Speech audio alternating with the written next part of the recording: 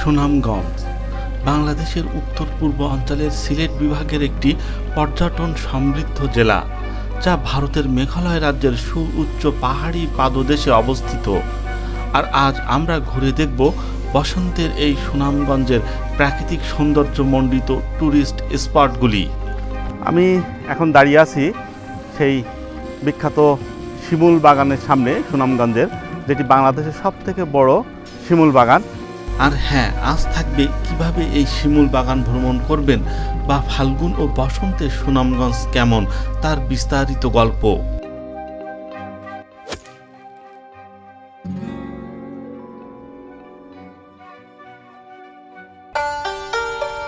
আমাদের এবারের সুনামগঞ্জ ভ্রমণ শুরু হচ্ছে ঢাকা বিমানবন্দর বাস কাউন্টার থেকে, যেখানে আমাদের ভ্রমণ সঙ্গী এনা পরিবহনের একটি নন এসি বাস।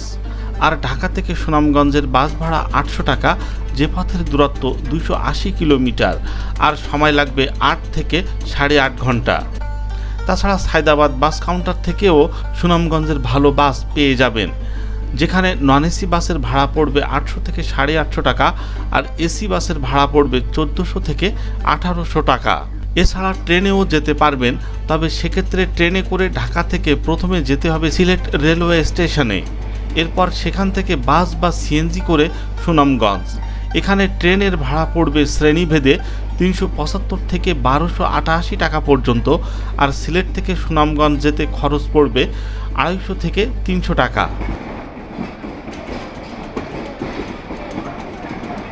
আল্লাহর নাম নিয়ে রাত 11টার বাসে করে রওনা দিলাম সুনামগঞ্জের উদ্দেশ্যে।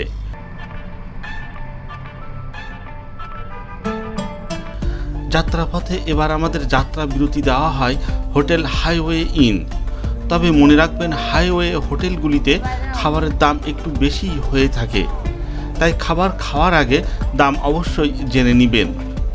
25 মিনিটের যাত্রা বিরতি শেষে আবারও আমাদের বাস সুনামগঞ্জের উদ্দেশ্যে যাত্রা শুরু করলো। এক্ষেত্রে সুনামগঞ্জ এলাকার হাওড়ের মাঝে আঁকাবাঁকা পথটি আপনার বেশ ভালো লাগবে। অবশেষে 9 ঘন্টার যাত্রা শেষে সকাল 8টার দিকে আমরা পৌঁছে গেলাম সুনামগঞ্জ বাস কাউন্টারে। আসসালামু আলাইকুম। সুনামগঞ্জ থেকে আপনাদের সবাইকে সুস্বাগতম। আর আমরা মাত্র এসে পৌঁছালাম এই সুনামগঞ্জ বাস কাউন্টারের এখানে। এখন বাজে 7:58, মানে বলা যায় 8টায় আর কি। আর আমাদের সময় লেগে গেল অনেক, প্রায় 9 ঘন্টার মতো সময় লাগলো। আর আমাদের বাসটা নামিয়ে দিল ঠিক এইখানটায়, এই যে এইখানটায়। আর এই হচ্ছে এনা বাস, এইটা। আর এনা বাসের কাউন্টারটা ওইখানটায়, ওই যে ওখানেও একটা এনা দাঁড়িয়ে আছে। মূলত দূরপাল্লার গাড়িগুলো এখানে এসে থামায়, এখানে নামিয়ে দেয়।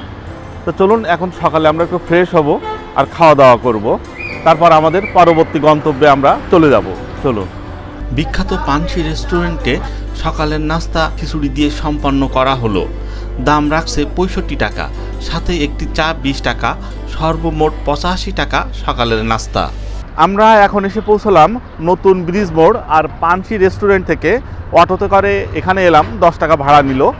আর এটি মূলত সুরমা নদীর তীরে এই নতুন ব্রিজ মোড়। আর ব্রিজটির নাম হচ্ছে আব্দুল জহুর ব্রিজ। তো সেটি এই কাছেই, এই পাশেই এখানে। আর এখান থেকে মূলত টাঙ্গুয়া হাওড় বা শিমুল বাগান এদিকে যাওয়ার জন্য বাইক, সিএনজি, অটো এগুলো ভাড়া করা হয়। আমরা অবশ্য ইচ্ছা আছে বাইক ভাড়া করার, এখন দেখি কতটা নেয়। আমি একা আমার জন্য কত টাকা নেয় সেটা আমরা দেখব, চেষ্টা করব সব থেকে কমে একটি বাইক ভাড়া করার। আর এই হচ্ছে নতুন ব্রিজ মোড়টা, এই যে এই দিকটা। হ্যাঁ, আমি শিমুল বাগানটা ওই দিকটা ঘুরতে আসলাম আর কি। সমস্যা না, আমার বাইক আছে। আপনি একাই আসছেন? হ্যাঁ, আমি একা আসলে আমাকে ডিসকভার বাইক আছে, বাইক আপনাকে ঘুরে আবার এই পুরান বাস নিয়ে দিয়ে আসবে। এর জন্য কত? স্পটের নাম বলি আঙ্কেল, আপনি শুনেন। নীলাদ্রি, শিমুল বাগান, বারেক টিলা, জাদুঘরা নদী, তারপর লাকমাচড়া, এই প্যাকেজে যাই স্পট আছে আঙ্কেল, সবগুলো দেখে আবার আমরা এই জায়গায় নিয়ে যাই। তো এটার জন্য কত পড়বে খরচ? আপনি 1500 টাকা দিবেন আঙ্কেল, আপনাকে সারাদিন ঘুরে আবার ওই পুরান বাস দিয়ে আসবে।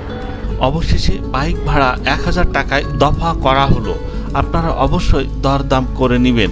আর এই বাইকওয়ালার নাম্বার সহ এই ট্যুরের যাবতীয় খরচ নিচে ডেসক্রিপশনে দেওয়া থাকলো। আমরা শিমুল বাগানের দিকে যাওয়ার পথে এই জায়গায় পড়লো একটা ফ্লাওয়ার লেক নামে একটা জায়গা। এখানে অনেক ফুলের চাষ করে রাখছেন ওনারা। ছোট একটা জায়গা, তবে খারাপ না। এখানে 20 টাকা করে টিকিট নিচ্ছে। মানুষজন যারা পিকনিকে আসছেন ওনারা এই যে বাস থামায়, এই যে দেখুন ওখানে প্রায় 4-5টা বাস থামানো আছে। তো ওনারা এটার মধ্যে এসে একটু সেলফি তুলছে, ছবি তুলছে। তো ভালো, আপনারাও এখানে আসতে পারেন। আর এই যে টিকিট হচ্ছে 20 টাকা, ফ্লাওয়ার লেক, লালপুর, সুনামগঞ্জ। তো এখানেও আপনারা একটু ঘুরে যাবেন, এই 10-15 মিনিট থাকলেই হবে। এখানে খুব বেশি বড় না, কিছু দোলনা করা আছে, নাগরদোলা করা আছে, এগুলোতে উঠতে পারেন, ভালো লাগবে। এই শিমুল বাগানের দিকে যেতে যেয়ে দেখা যাবে পাশের ভারত সীমান্তের মেঘালয়ের যে বড় বড় সুউচ্চ পাহাড়গুলো, মনে হবে এগুলো আপনার হাতছানি দিয়ে ডাকছে। এই যে দেখুন, কতটা দেখা যাচ্ছে আমি জানি না, তবে এক দারুণ অনুভূতি। অনেক উঁচা উঁচা পাহাড়গুলি। এই যে আমরা আছি এখন জাদুকাটা নদীর ভিতরে। বিশাল মরুভূমির মতো বালুময় জায়গাটি পার করে ছোট্ট একটা খেয়াঘাট এখানে। এই যে অনেকগুলো বাইক দাঁড়ায় আছে, আর ওই যে ট্রলার আসতেছে ওটা দিয়ে যেতে হবে। আর এখান থেকে ওই যে শিমুল বাগান দেখা যাচ্ছে, ওই যে শিমুল বাগানগুলো। তো যা হোক, এখানে আমাদের মোটরসাইকেল ভাড়া নিচ্ছে 30 টাকা মোটরসাইকেল, এবং আমরা 2 জন সহ। তো চলুন আমরা যেতে থাকি, ওই পার হই।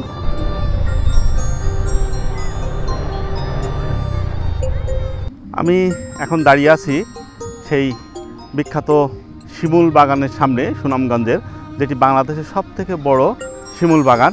আর এখানে ঢুকতে গেলে টিকিট লাগবে, টিকিট নিচ্ছে 50 টাকা। এই যে আলহাজ জয়নাল আবেদিন শিমুল বাগান, মানিকগাঁও, তাহিরপুর, সুনামগঞ্জ। প্রবেশ মূল্য 50 টাকা। তো চলুন আমরা ভিতরে প্রবেশ করি, আর এটার সৌন্দর্য, এই শিমুল বাগানের সৌন্দর্য আমরা উপভোগ করি। আর এখন তো বসন্তের প্রথম, সেই ফাল্গুন মাসের 1 তারিখ আজকে। একেবারে প্রত্যেকটা গাছে শিমুল ফুটে একবারে একাকার। তো চলুন আমরা দেখি, লালে লাল হয়ে গেছে এলাকা। বসন্তের দুপুরে পাপড়ি মেলে থাকা শিমুলের রক্তিম আভা মন রাঙাইতো বটেই, ঘুম ভাঙায় শৌখিন হৃদয়ের। এজন্য কল্পনার রঙে সাজানো এক শিমুলের প্রান্তর। ওপারে ভারতের মেঘালয় পাহাড়, মাঝে জাদুকাটা নদী, আর এপারে শিমুল বাগান। সব মিলে মিশে গড়ে তুলেছে প্রকৃতির এক অনবদ্য কাব্য। সুনামগঞ্জ জেলার তাহিরপুর উপজেলার জাদুকাটা নদীর কোল ঘেঁষে এই শিমুল বাগান অবস্থিত। প্রায় 100 বিঘা জায়গা জুড়ে গড়ে তোলা এই শিমুল বাগানে আছে প্রায় 3000 শিমুল গাছ। 2003 সালের দিকে স্থানীয় ব্যবসায়ী জয়নাল আবেদিন এই বাগান শুরু করেন। তার নাম অনুসারে এই জায়গার নামকরণ করা হয় জয়নাল আবেদিন শিমুল বাগান। বসন্তকালে শিমুল বাগানের দিকে তাকালে গাছের ডালে ডালে লেগে থাকা লাল আগুনের ঝলকানি চোখে এসে লাগে। শিমুল ফুলের রক্ত লাল পাপড়িগুলোর এই সৌন্দর্য এখানে আসা সমস্ত মানুষের মনকেই রাঙিয়ে দেয়। একদিকে মেঘালয়ের পাহাড়ের সারি, অকৃত্রিম সৌন্দর্য, অন্যদিকে রূপবতী জাদুকাটা নদীর তীরে শিমুল বাগানের লাল ফুলের সমারোহ মনে ভালো লাগার শিহরণ ধরিয়ে দেওয়ার জন্য যথেষ্ট। চারপাশের ঝরা ফুলের উপর হাঁটতে হাঁটতে মনে হবে স্বর্গীয় লাল গালিচায় বুঝি আপনি হেঁটে চলেছেন। এখানে ঘুরে বেড়ানোর জন্য, পুরা শিমুল বাগানকে একটা চক্কর দেওয়ার জন্য ঘোড়ায় উঠে আপনারা একটা চক্কর দিতে পারেন। এই সেই ঘোড়াগুলো, এগুলো বলছে 150 টাকা নিবে, কথাটা বলে হয়তো 100 টাকায় করতে পারেন। জায়গাটি আসলেই অনেক সুন্দর। 2টা গ্রুপ এখানে পিকনিক করতে আসছেন, ওই যে মাইকে সাউন্ড যেটা পাওয়া যাচ্ছে। আর এখানে নাকি 3000-এর উপরে এই শিমুল গাছ রয়েছে, এবং প্রত্যেকটা গাছেই ফুল ফুটছে।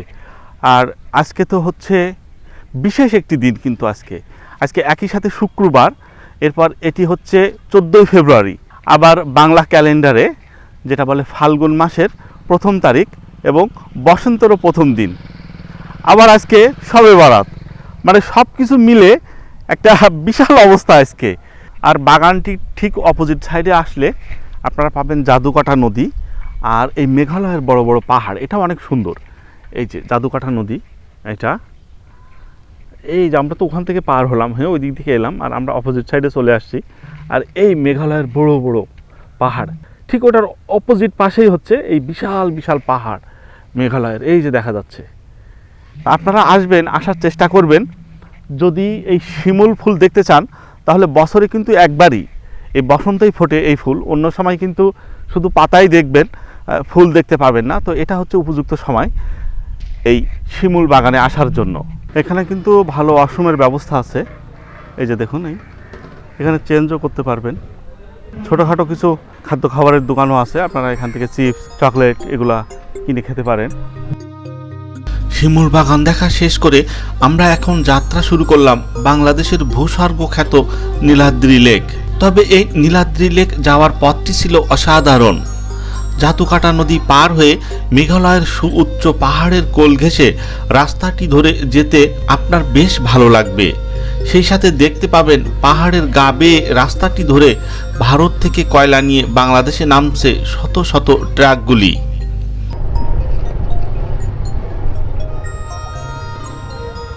আমরা এখন দাঁড়িয়ে আছি টেকেরহাটের নীলাদ্রি লেক। এই যে আমার পিছে যেটা দেখা যাচ্ছে এটাই হচ্ছে সেই নীলাদ্রি লেক। আর আমি দাঁড়িয়ে আছি বড় উঁচা একটা টিলার উপরে। তো আসুন এখন আমরা এই নীলাদ্রি লেকের সৌন্দর্য উপভোগ করি এবং জানি এটির ইতিহাস। নীলাদ্রি লেক, যার চমৎকার নীল পানি, ছোট বড় টিলা আর পাহাড়ের সমন্বয়ে নীলাদ্রি লেককে করেছে অপার্থিব সৌন্দর্যের অধিকারী। স্বতন্ত্র বৈশিষ্ট্যের জন্য নীলাদ্রি লেক দেখে অনেক পর্যটক একে বাংলার কাশ্মীর বলে স্বীকৃতি দিয়েছেন। নীলাদ্রি লেক খ্যাত পর্যটন স্থানটি চুনাপাথরের পরিত্যক্ত খনি লাইমস্টোন লেক, যা সুনামগঞ্জ জেলার তাহিরপুর উপজেলার টেকেরঘাট নামক স্থানে এই নীলাদ্রি লেকের অবস্থান। এই লেকের প্রকৃত নাম কিন্তু শহীদ সিরাজ লেক। তবে ভ্রমণ পিপাসুগণ এই লেককে নীলাদ্রি লেক বলতেই বেশি পছন্দ করেন। তবে এলাকা বাসিন্দারা একে টেকেরঘাট পাথর কোয়ারি নামে বলে থাকেন। সত্যি বলতে নিজ চোখে না দেখলে বিশ্বাস করতেই পারবেন না যে পানির রং এতটা নীল হয়, যা সত্যিই প্রকৃতির এক মায়াবী রূপ। মাঝের টেলাগুলো আর ওপারের পাহাড়ের নিচের অংশটুকু বাংলাদেশের শেষ সীমানা। বড় উঁচু ওই পাহাড়টি যেন এই লেকের সৌন্দর্য আরো বেশি বাড়িয়ে দিয়েছে। এই লেকটি একসময় চুনা পাথরের কারখানার কাঁচামাল, চুনা পাথরের সাপ্লাই ভান্ডার ছিল, যা এখন বিলীন। নীলাদ্রি লেক দেখা শেষ করে ছুটে চললাম বারেকটিলা ও জাদুকাটা নদীর সৌন্দর্য উপভোগ করতে। আমরা এখন অবস্থান করছি বারেকটিলা, খুব সুন্দর একটি জায়গা এবং নিচে বয়ে চলেছে জাদুকাটা নদী। জাদুকাটা নদী আসলে জাদুর মতো সুন্দর। পানি থাকলে হয়তো আরও বেশি সুন্দর থাকতো, তারপরেও যেটুকু আছে অনেক সুন্দর। পানির কালার কিন্তু একেবারে সায়ান টাইপের কালার, ডিপ আকাশি টাইপের আর কি, ব্লু আকাশি এই টাইপের। জাদুকাটা নদীতে যে লোকজনগুলোকে দেখা যাচ্ছে, এই যে দেখুন, এই যে এনারা সব হচ্ছে কয়লা সংগ্রহ করতেছেন এখান থেকে।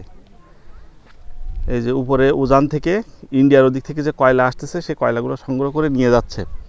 এক বস্তা কয়লা নাকি 1200 থেকে 1500 টাকার মতো বিক্রি হয়। ওই যে একজন ঘাড়ে করে নিয়ে যাচ্ছে, ওই যে এখানে এই যে ভাষায় নিয়ে যাচ্ছে, পানিতে ভাষায় একটা লাঠি দিয়ে ঠেলতে ঠেলতে নিয়ে যাচ্ছে। ও যে অনেকেই আছে ওখানে।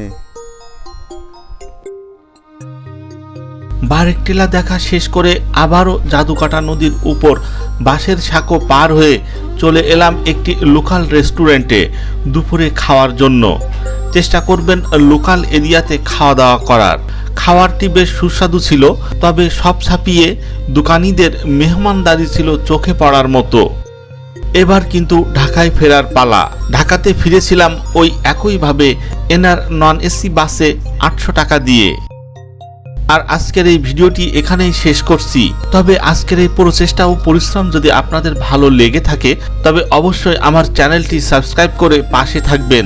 তো আপনারা ভালো থাকুন, সুস্থ থাকুন এবং পরবর্তী ভিডিওর অপেক্ষায় থাকুন। আল্লাহ হাফেজ। আপনারা দেখছেন সাদাত ট্রিপ।